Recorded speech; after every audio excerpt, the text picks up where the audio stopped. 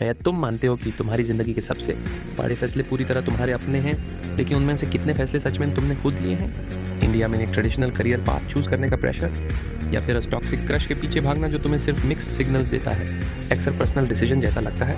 अपने आप को एक स्पेसिफिक कॉलेज फ्रेंड ग्रुप में फिट करने के लिए अपनी पर्सनैलिटी मोल्ड करना भी एक चॉइस के रूप में प्रेजेंट किया जाता है, लेकिन ये रिपीट होने वाले प्रेशर्स अक्सर एक हिडन साइकोलॉजिकल गेम का रिजल्ट होते हैं। रॉबर्ट ग्रीन की book the art of seduction इसी डायनामिक को एनालाइज करती है।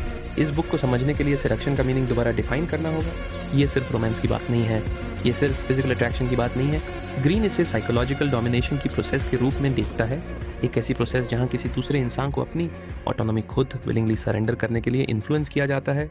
जब इतने डीप इन्फ्लुएंस को हम सिर्फ सिंपल करिश्मा बोलकर इग्नोर कर देते हैं, हमारी साइकोलॉजिकल बाउंड्रीज वीक होने लगती हैं।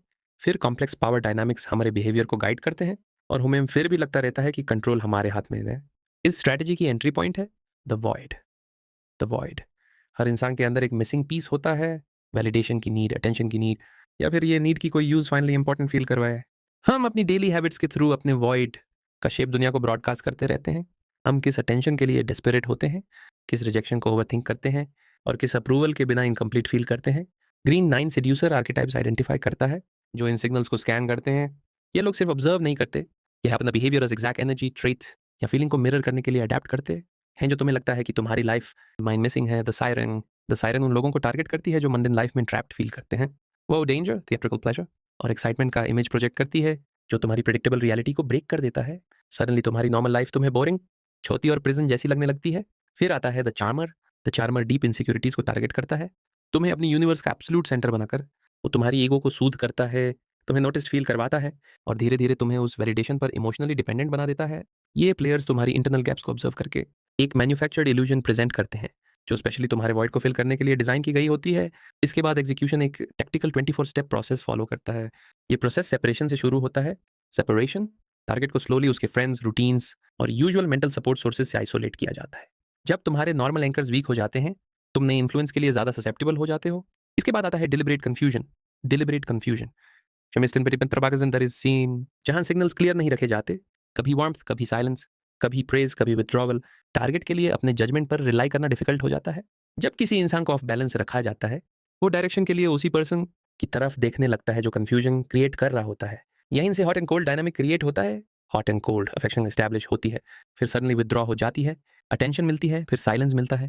ह्यूमन डिजायर अनप्रेडिक्टेबल रिवॉर्ड्स के अराउंड फिक्सेट करती है। जब वैलिडेशन मिलने के बाद चिंग जाती है, एंग्जाइटी राइज होती है और उस वैलिडेशन को वापस जीतने की नीड क्रिएट होती है। लेकिन आइसोलेशन और इंजीनियर डिजायर के ये मैकेनिज्म सिर्फ रिलेशनशिप्स तक लिमिटेड नहीं है। ये पॉलिटिकल मूवमेंट्स में दिखते हैं, हाई स्टेक्स मार्केटिंग कैंपेन्स में दिखते हैं, कॉर्पोरेट ब्रांड्स में दिखते हैं, टॉक्सिक फ्रेंडशिप्स में भी दिखते हैं।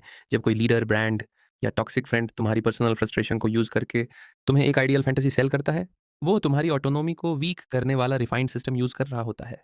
बुक का क्लिनिकल टोन और नॉन विक्टिम वर्ड का use the art of seduction को कंट्रोवर्शियल बनाता है। कुछ क्रिटिक्स इसे मॉरल आउटरीच के साथ देखते हैं, कुछ लोग इसे ह्यूमन साइकोलॉजी की अनकंफर्टेबल रियलिटी का डॉक्यूमेंटेशन मानते हैं। लेकिन बुक द एंटी सेड्यूसर को भी आइडेंटिफाई करती है।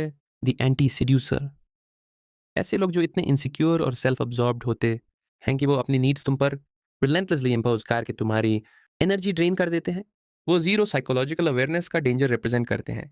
इन कॉन्सेप्ट्स को सिर्फ मॉरल ग्राउंड्स पर डिसमिस कर देना प्रोटेक्शन नहीं देता, वो तुम्हें कैलकुलेटेड मैनिपुलेटर्स और सेल्फ अब्जॉर्ब्ड इमोशनल ड्रेन दोनों के अगेंस्ट डिफेंसलेस छोड़ सकता है।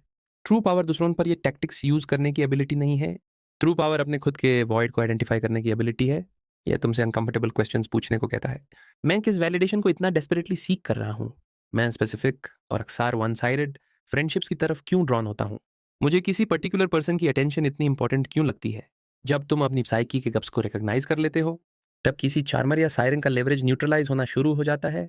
जब तुम अपनी नीड्स को समझ लेते हो, तुम उन स्ट्रिंग्स को तोड़ना शुरू कर देते हो जिनसे दूसरे तुम्हारे बिहेवियर को गाइड करते हैं।